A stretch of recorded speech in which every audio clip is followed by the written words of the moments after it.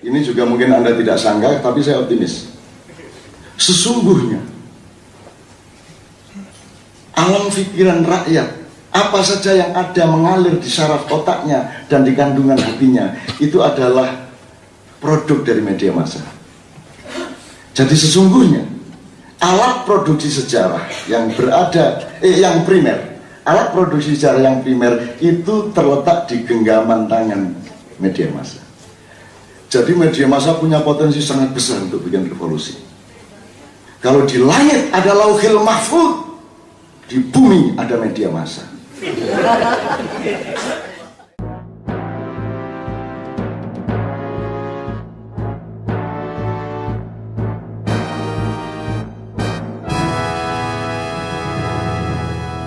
Aktivis nasionalis bertemu bersama-sama pada hari ini, terus nanti 2014 masih ada pemilu, berarti khayalan pertemuan ini.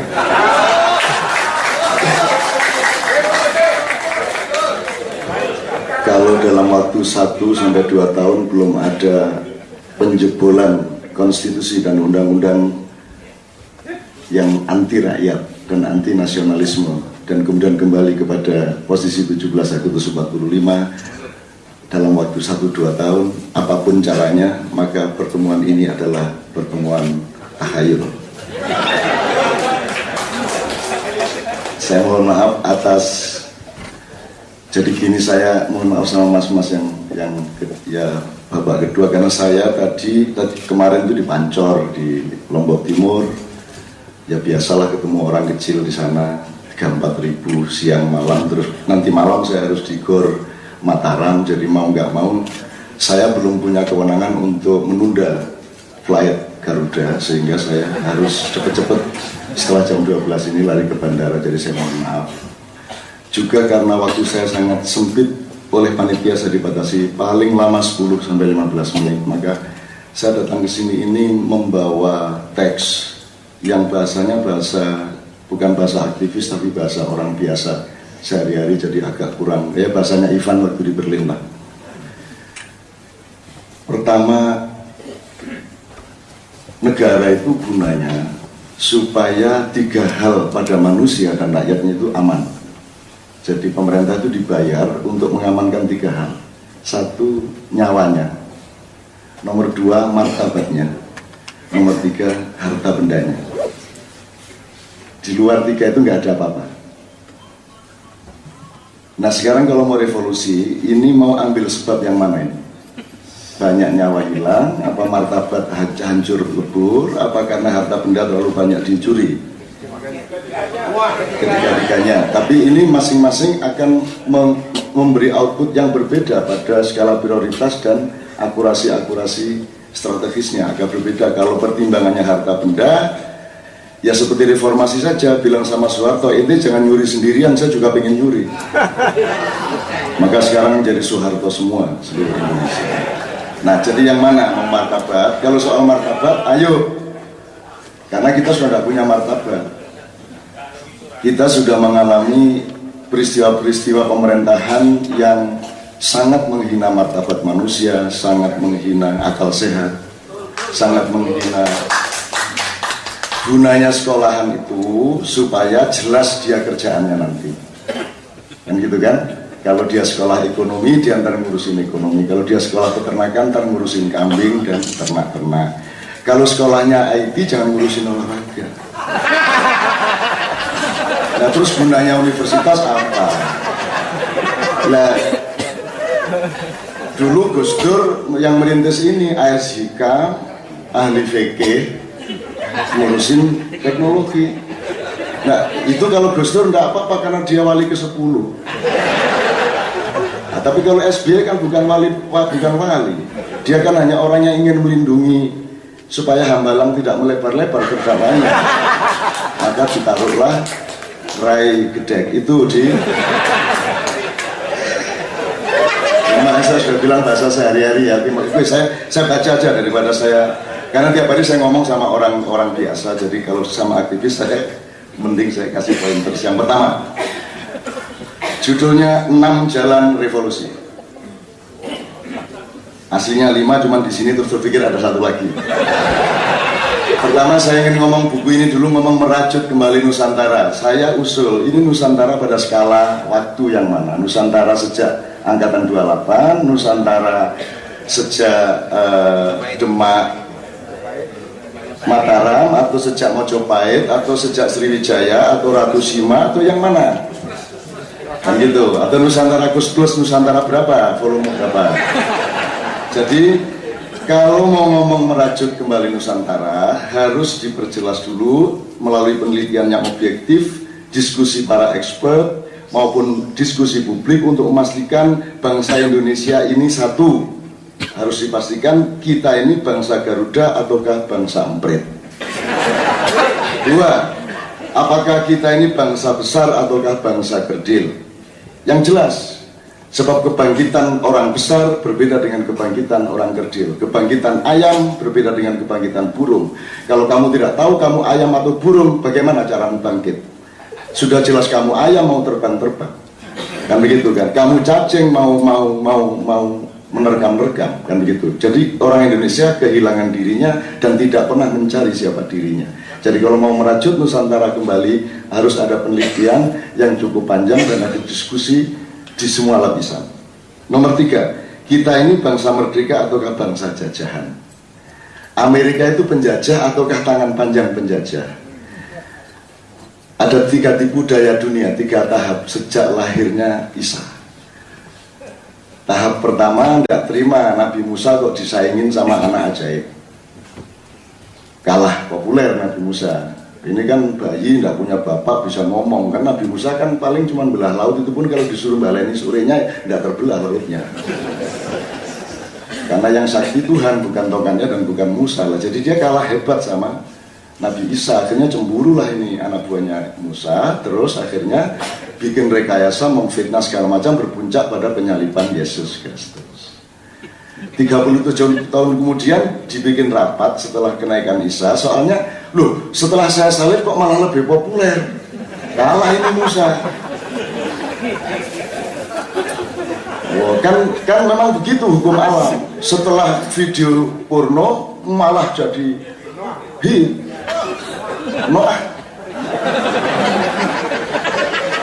Kalau ingin jadi kiai dicium tangannya, zina dulu banyak-banyak, terus insaf jadi kiai baru populer. Gunanya Islam di muka bumi ini adalah khusus untuk para koruptor, begitu tertangkap pakai peci dan jilbab. Dan begitu diadili pakai tasbih, bunyinya asu.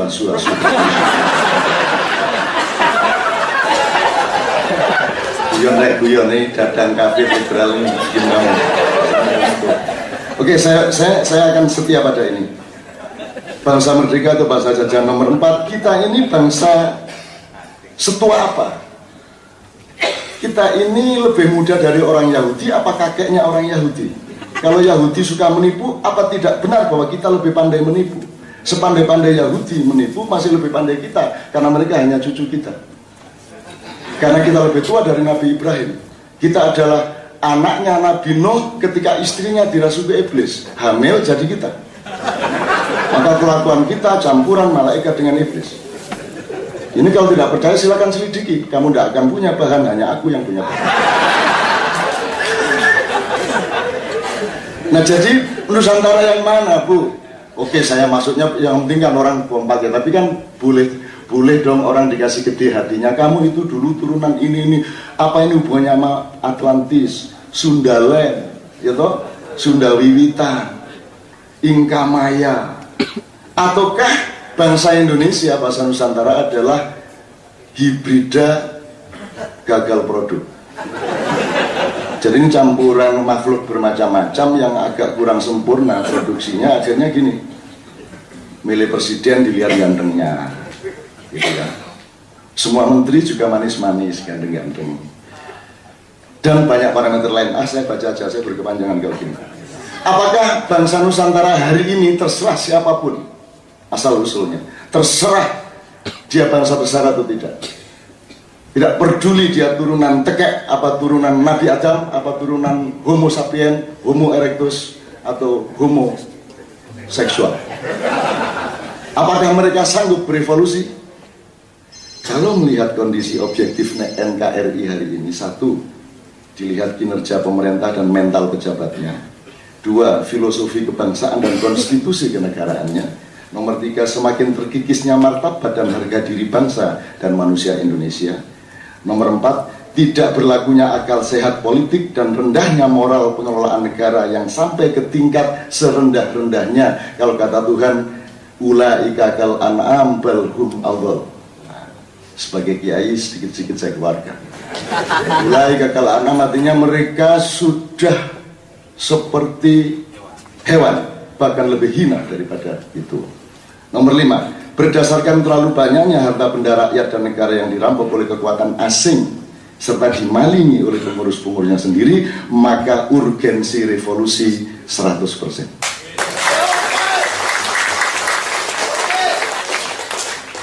Oke sih. Tapi kalau melihat kualitas kelas menengah hari ini, terserah parameternya Pak Ivan nanti yang bisa merumuskan. Kalau melihat tingkat kerapuan otaknya masyarakat, kerapuan rasionalitas masyarakat, melihat subhat ideologi, subhat itu apa? Dan subhat itu ambigu. Subhat ideologi dan nasionalisme aktivis di berbagai level dan segmen. Nomor 4, mustahilnya lahir kepemimpinan nasional seperti disebut tadi melalui pintu sistem dan undang-undang perpolitikan yang ada sekarang, maka kans terjadinya revolusi di bawah 10%. Tapi kalau melihat potensi watak revolusioner radikal anarkisnya manusia dan bangsa Indonesia, maka sesungguhnya sangat tinggi kemungkinan untuk revolusi dalam waktu dekat. Karena manusia Indonesia adalah manusia yang paling radikal, paling revolusioner di muka bumi. Berani naik kereta api 200 orang tanpa pegangan, berani kawin tanpa pekerjaan, berani beranak lagi meskipun kredit motor belum beres.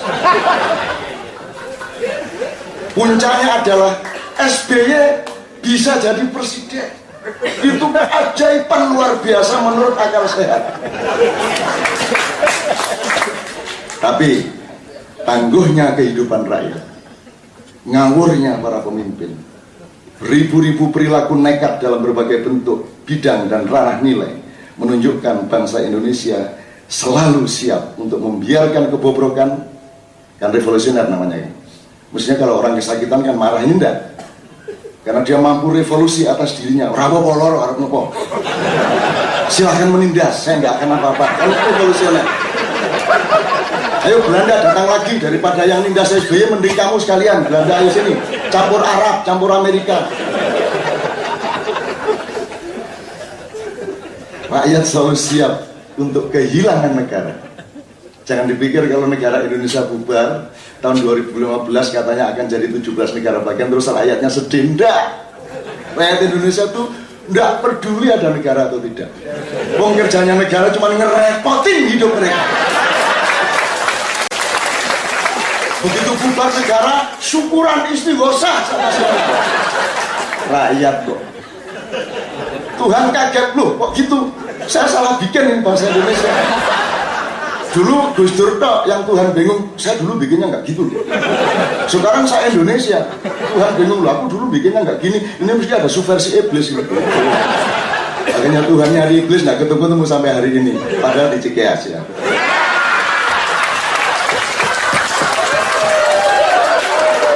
Bahkan rakyat siap dan tenang-tenang saja untuk menjadi bangsa dan negara setan, serta tidak kagum seandainya Indonesia ini menjadi negara malaikat. Karena orang Indonesia bisa menjadi setan, sedetik kemudian bisa menjadi malaikat. Jadi kalau Bang Hariman mau revolusi, rakyat siap. Nah ini nanti halaman berikutnya soalnya. Jadi terserah mau revolusi karena alasan harta benda dicuri habis-habisan, ataukah alasan makin sirnanya martabat dan harga diri bangsa serta manusia Indonesia sampai terpuruk kerendahan dan kehinaan yang amat memalukan di mata dunia, atau karena perjuangan moral. Tapi ada 6 kemungkinan jalan revolusi. 1.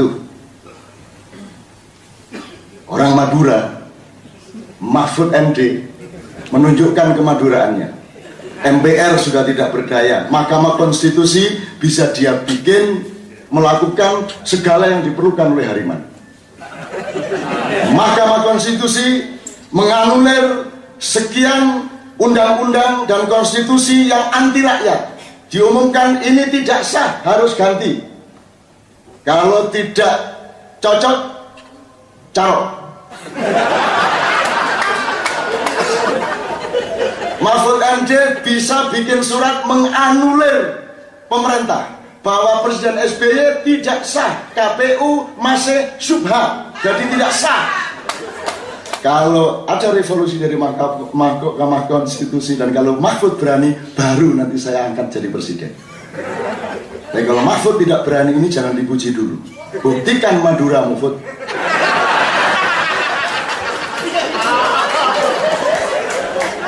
Orang Madura itu ijazahnya palsu saja dia bisa pertahankan terhadap KPK. Kalau ijazah saya ada palsu, kata si bupati, saya jadi gubernur. Tuhan saja dilawan sama orang Madura. Tuhan memberi terbakar rumah gara-gara dia rakus waktu jadi nelayan. Terus dia bilang sama Tuhan, masalah laut kenapa dibawa-bawa ke darat?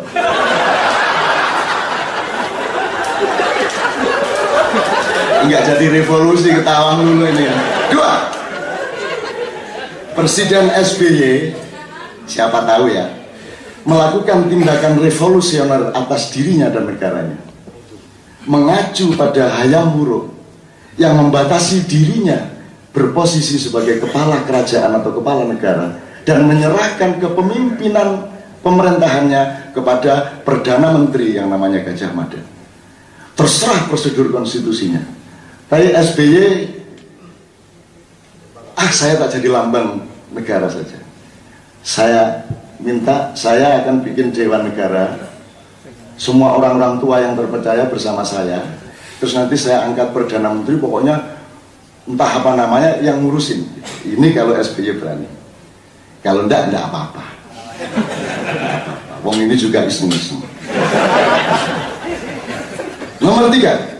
Ini juga mungkin Anda tidak sangka, tapi saya optimis. Sesungguhnya alam pikiran rakyat, apa saja yang ada mengalir di saraf otaknya dan di kandungan hatinya, itu adalah produk dari media massa. Jadi sesungguhnya alat produksi sejarah yang yang primer, alat produksi sejarah yang primer itu terletak di genggaman tangan media massa. Jadi media massa punya potensi sangat besar untuk bikin revolusi. Kalau di langit ada Lauhil Mahfud, di bumi ada media massa. Maka rakyat bisa menyerahkan nasibnya kepada Yakub Utama, kepada Gunawan Muhammad, kepada Surya Paloh, kepada Haritanu, kepada Dahlan Iskan, kepada Hilang alias Ica, dan lain-lain, untuk segera direvolusi seradikal mungkin menuju Indonesia baru yang adil dan makmur serta disukai oleh Tuhan. Nah, ini juga khayal, lagi siapa tahu bisa itu. Yang beneran ini nanti nomor 6. Nomor 4, pengumpulan tanda tangan sebanyak mungkin se-Indonesia mosi tidak percaya kepada undang-undang ini, kepada DPR ini, kepada pemerintah ini, dan pokoknya kita kumpulin sebanyak-banyaknya. Nanti pada waktu pemilu tidak ada keabsahan secara kuota untuk mengadakan pemilu dan seterusnya. Ini Bang Hariman yang satu-satunya bisa menjalankan. Pintu revolusi yang kelima adalah sandet massal atau bunuh diri nasional. Tetapi yang paling aku andalkan hari ini, sehingga aku jauh-jauh terbang dari Pancor Mataram ke Cengkareng, alternatif yang paling nyata adalah Hariman Siregar is back to the street of revolution. Biarin pokoknya Hariman kembali ke jalan dan tidak akan beranjak dari jalan yang dia injak itu sebelum tercapai revolusi. Assalamualaikum warahmatullahi wabarakatuh.